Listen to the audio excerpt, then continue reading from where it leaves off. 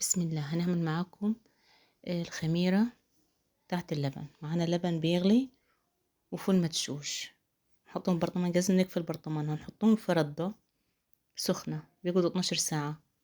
هنا بعد ما خمرت بعد 12 ساعة حطينها في مكان دافي ومغطينها بالردة، وحطينها في اناء فخار. هنا بعد ما خمرت بعد 12 ساعة شكلها بيبقى كده.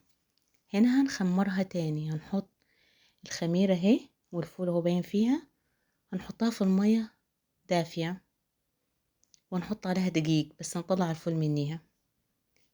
هنا سمك العجينة بعد ما عجناها بالمية والدقيق واللبن الخمران.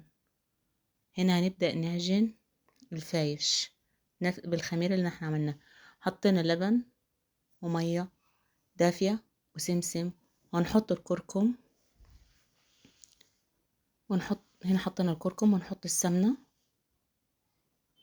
بننخل الكركم قبل ما نحطه، هنا بندوبه. هنا نضيف السمنة. بعد ما نضيف السمنة هنضيف الخميرة. دي الخميرة بعد ما خمرت تبارك الله، وهنفضل نعجن. حطينا الدقيق وبيكنج باودر وهنفضل نعجن فيه.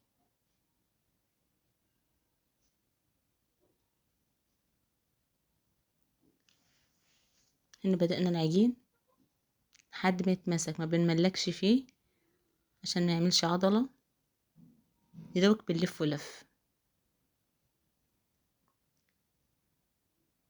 هنا خلاص جرب يخلص. هنا العجين بعد ما اتمسك معانا هنضيف له سمنة تاني. بعد ما هنضيف له سمنة، هنا بعد ما ضفنا له السمنة وخلص تبارك الله هنسيبه لحد ما يخمر. هنا حطينا سمنة تاني، هنغطيه ونسيبه لحد ما يخمر.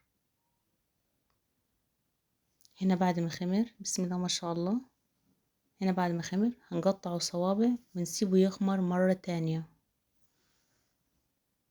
الفرن دافي او في الشمس. هنا بعد ما قطعناه صوابع حطيناه على السجان، وهنا في الشمس نستنى عليه يخمر. مش كله خمران، في خمران وفي ما خمرانش. بعد كده هنحطه في فرن الطين. هنا خمر حطيناه في الفرن ما شاء الله. بعد ما استوى في الفرن تبارك الله، هنا بعد ما طلع من الفرن هو وطري، ده هو وطري. بعد كده بنحطه تاني في الفرن يتحمس. هنا المحمس. لايك وشير واشتراك في القناة، والسلام عليكم.